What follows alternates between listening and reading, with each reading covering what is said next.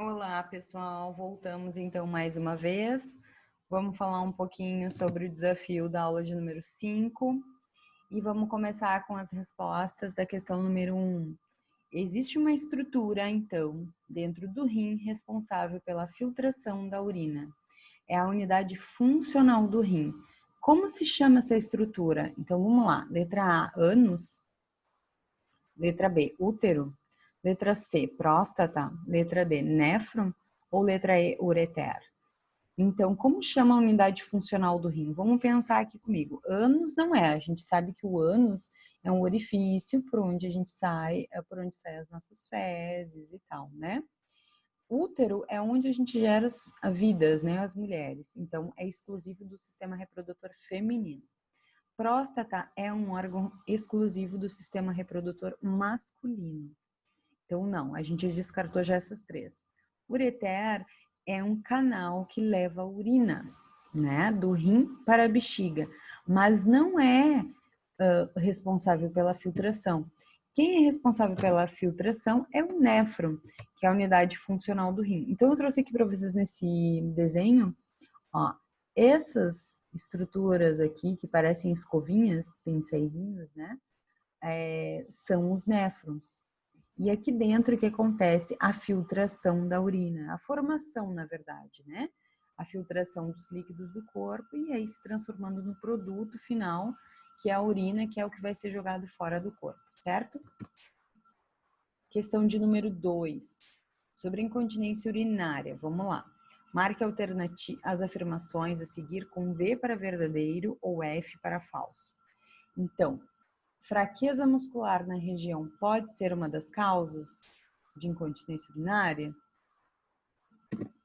Verdadeiro, né, gente? Sim, a fraqueza muscular a gente falou bastante sobre ela, uma coisa bem comum que aparece no envelhecimento, né?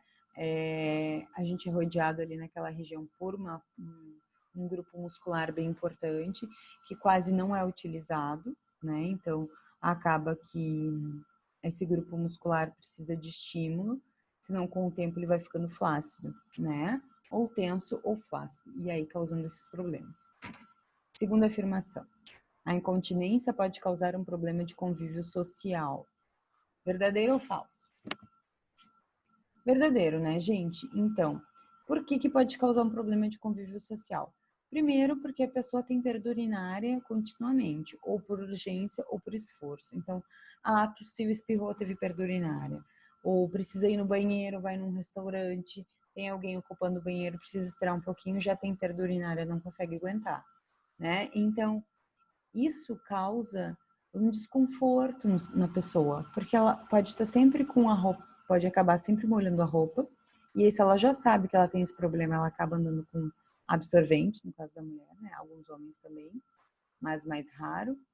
E aí ficar com pingos de urina no absorvente muito tempo também é desconfortável, produz um certo odor, né? Principalmente o idoso, que já é desidratado, na maioria das vezes já tem um processo de desidratação e a urina tem um odor mais forte.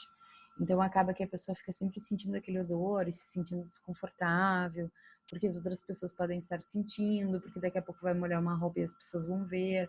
Então, é uma questão de convívio social bem complicada, tá? E a terceira afirmação é que só aparece em idosos. Não, gente, aparece em outras faixas etárias também, principalmente mulheres após a gestação, né? Por conta da sobrecarga de peso, compressão da bexiga, compressão da musculatura, empurrando todos os órgãos para baixo, né? A barriga pesa, então acontece toda essa questão. Então a gente sabe que pode aparecer em outras idades também, tá? Mas que é bem comum em idosos, o que não significa que só aparece neles, certo? Questão de número 3. Durante a aula, aprendemos que existem tipos de incontinência urinária.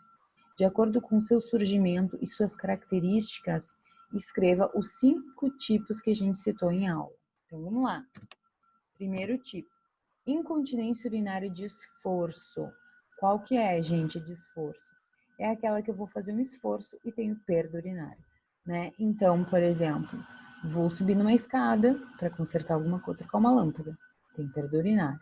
Vou subir num banquinho para limpar um vidro, perda urinária. Vou pegar uma caixa do chão pesada para botar em algum lugar, perda urinária. Então, tudo que eu faço esforço, eu posso ter perda urinária.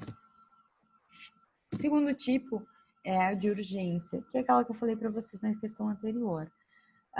Não aguento chegar até um banheiro, tem alguém urinando e eu sou a próxima e não consigo esperar, é de urgência, tá?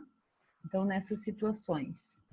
Eu tenho, então, um terceiro tipo, que é chamado incontinência urinária mista, que engloba a de urgência e a de esforço, e aí eu vou dizer para vocês que essa aqui é muito mais comum do que só ter uma ou só ter a outra.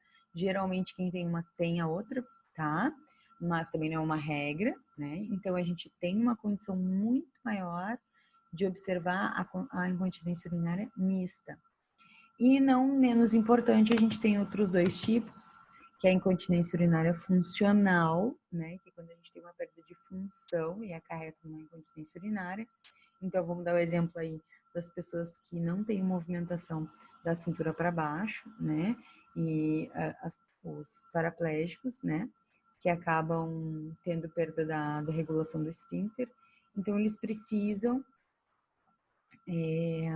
eles não têm controle dessa região, tá? Ou por condição cirúrgica, transitória, enfim. E o outro tipo que não é tão comum, mas que também aparece, é a incontinência urinária por transbordamento, que pode aparecer mais em homens por conta da próstata, que pode acabar fazendo uma pressão sobre o canal, né, onde passa a urina, por edema, e aí pode acontecer esse transbordamento por não conseguir descer a urina lá da bexiga, ficar presa e descendo por gotejamento, tá? Certo? Questão de número 4. Então, estudamos que as ostomias são aberturas permanentes ou temporárias, nas quais os efluentes excretas são eliminados por elas. Assinale a alternativa que relaciona o tipo de ostomia com a sua localização de forma correta, respectivamente. Então, o que eu tenho que encontrar? O nome da ostomia e onde que se localiza essa abertura, que a gente sabe que ostomia é abertura, né? Então, letra A, colostomia, abertura no útero? Não, gente, tá? Apesar da gente ter o colo do útero, não tem como fazer uma abertura ali. Então, colostomia não é ali no útero. Colostomia é chamada abertura no colo do intestino grosso. Eu até não completei aqui com o intestino grosso, mas estou falando para vocês, porque sim, quando a gente fala em colostomia, a gente vai fazer uma abertura no intestino grosso, né, para a saída das fezes, e a região do intestino grosso onde é feita a abertura chama-se cólon, tá? Por isso o nome colostomia. Vamos ver por que as outras alternativas estão erradas? Letra C. Urostomia, abertura na altura do estômago. Não, gente, urostomia é a abertura aonde? Na parte posterior das costas, perto do rim, que é a de baixo, que está linkada aqui com ileostomia. Ileostomia, gente, é a região do intestino delgado, porção do intestino delgado. Então, essa abertura aqui também não vai ser a parte posterior das costas, vai ser próximo do abdômen também na região jejunoíleo, tá? Letra E, traqueostomia, abertura no abdômen. Não, a traqueostomia, como o nome já diz, é uma abertura na traqueia. Então, sempre que vocês tiverem dúvidas, pensem nos primeiros nomes que vêm antes da ostomia, elas indicam onde é a localização dessa abertura, certo?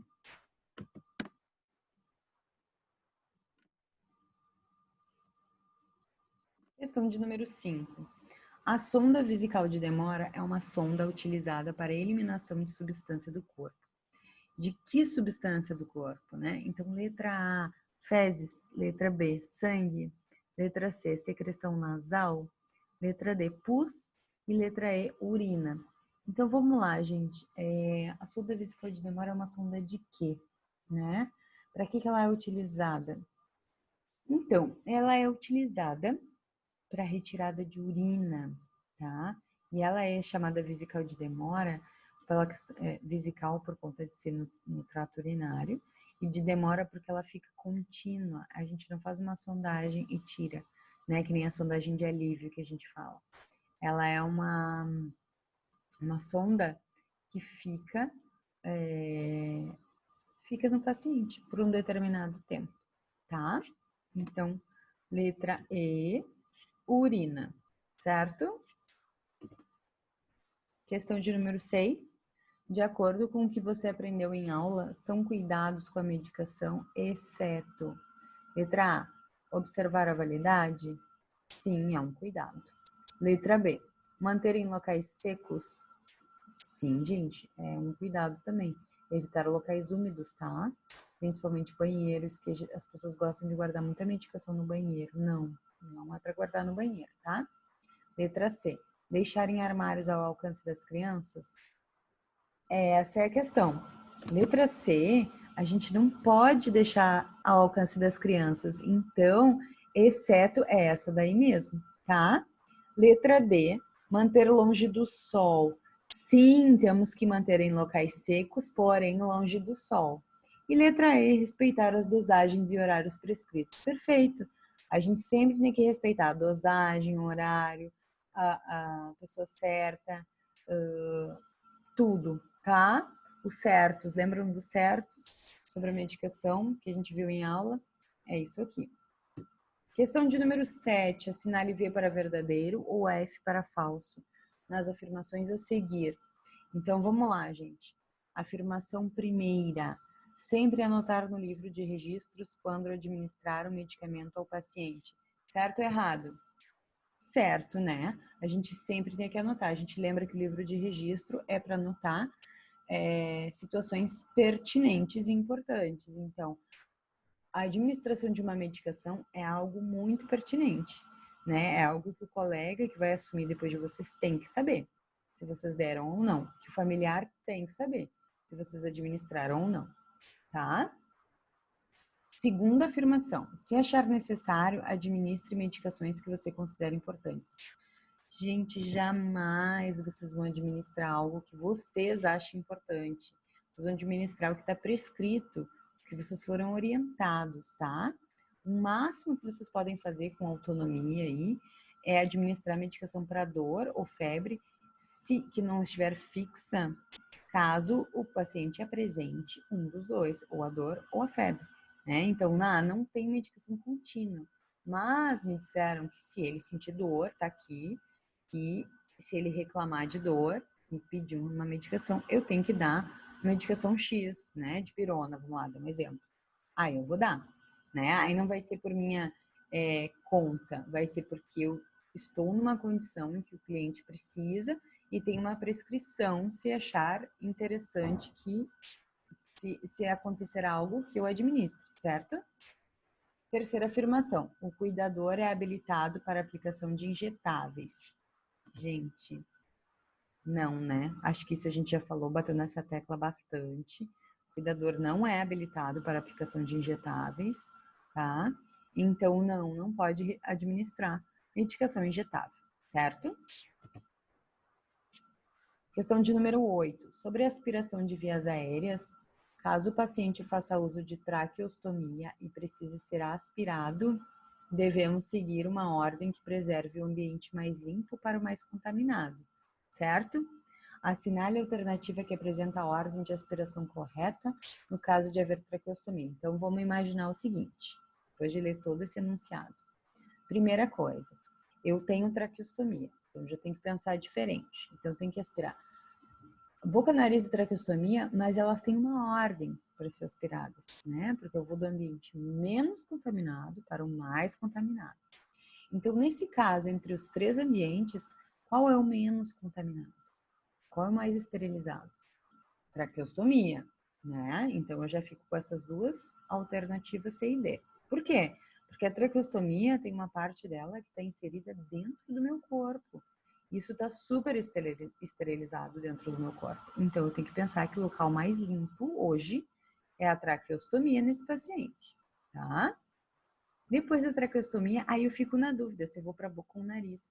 Qual deles é mais esterilizado ou menos contaminado? Vamos usar essa palavra, menos contaminado. Gente, é o nariz, tá? O nariz é menos contaminado. A boca a gente tem mais acesso através da alimentação, através da mão. Então, as bactérias têm mais acesso à boca. Então, por uma ordem de menos contaminado para mais, a gente tem traqueostomia, nariz e boca, tá? Resposta certa, letra D. Questão de número 9. É dever do cuidador a alimentação do idoso. Dentro desse dever, qual a alternativa que apresenta um cuidado que não é dever do cuidador? Letra A. Servir a comida quando não tiver alguém que o faça. Gente, obviamente que é um cuidado de vocês servir a comida. Se o cliente de vocês, o paciente de vocês, enfim, não conseguir fazer isso sozinho, né? Vocês têm que fazer isso por ele, certo? Dar na boca a comida, caso o idoso não consiga fazer, sim. É uma sequência que a letra A e B uma complementa a outra, né? Eu vou servir e vou dar na boca, obviamente. Letra C, higienizar o idoso e o ambiente, caso seja necessário pós-alimentação. Vamos especificar bem esse higienizar, né? Principalmente o ambiente. Gente, higienizar o idoso é o básico, né? Então, depois da alimentação, primeiro, eu vou fazer higiene oral. Segundo, e se ele tivesse sujado com a comida, roupa ou corpo, eu vou limpar, né? Então, isso é o básico. Agora, quanto ao ambiente, eu vou limpar a sujeira que a gente fez, eu e ele ali, né? Na questão quando eu estava dando a comida. Isso é obrigação de vocês, porque até para evitar que esse idoso, quando for caminhar, escorregue, para evitar que fique um ambiente totalmente desfavorável, sujo. Então, sim, eu vou dar, depois que eu ajeitar todo o meu paciente, colocar em um local seguro, eu vou ajeitar ali o ambiente do jeito que eu encontrei, certo? Letra D, preparar a comida, cozinhar mais especificamente. Gente, não, tá? Se vocês prepararem a comida e cozinharem, ótimo, é maravilhoso, mas é um plus, então não é um dever de vocês, mas vocês podem colocar isso no currículo, vocês podem fazer um acordo com o familiar para que vocês façam isso, não tem problema nenhum, só que quero que vocês entendam que isso não é um dever específico de vocês, tá? E letra E, estimular o idoso a se alimentar. Sim, super estimular, porque a maioria dos idosos é super teimoso para comer, ou eles querem comer mais coisas que não é para eles comerem, ou eles não querem comer. Então, a gente tem que ficar sempre estimulando, tá? Então, a resposta certa é a letra D. O único que não é cuidado é preparar a comida, cozinhar mesmo, tá, gente? Se vocês quiserem fazer isso, lembrem, valorizem o serviço de vocês. Questão de número 10. Ainda sobre a alimentação, caso seu paciente faça uso de sonda para alimentação, após algum tempo você percebe que a sonda saiu do lugar e caiu do paciente, você deve, exceto A, reposicionar a sonda? Não, jamais eu vou reposicionar essa sonda. A gente falou muito sobre isso. Gente, isso é muito perigoso. Não pode reposicionar a sonda, tá? Isso é feito por um profissional capacitado e ele tem que ter certeza de que essa sonda está no lugar certo. Então, a gente já entendeu que a letra A é a resposta. Mas vamos ler as outras para a gente entender o que é um dever de vocês, tá? Avisar o responsável pelo idoso, sim. Avisa o familiar, o responsável, quem for. C. Informar a equipe de saúde, também. Então, se for orientação, avisar a equipe de saúde, mas no primeiro momento tem que avisar o familiar ou o responsável, tá? Letra D. Não administrar nada por via oral até ter orientação para isso. Gente, óbvio, né? Se a pessoa estava fazendo tudo por alimentação, água, medicação, tudo por sonda, né? A gente não pode simplesmente agora, porque deu o horário da medicação ou deu o horário do alimento, eu não consegui resolver ainda o problema, a pessoa está sem sonda, infelizmente vai ter que esperar, tá? Por mais fome que tenha, a gente não pode dar nada por via oral até que alguém libere para isso. No caso, o médico, né? Responsável pelo cliente de vocês. Não tentar recolocar a sonda, sim, gente. Não tentem recolocar a sonda, tá? Essas duas alternativas aqui, elas são opostas, né? Então, qual que tá errada? Reposicionar a sonda, né? Então, vamos lá. Pronto, vocês encerraram o desafio da aula 5. Espero que vocês tenham gostado das respostas, que tenha ficado mais claro agora. E eu vejo vocês na próxima aula. Até lá!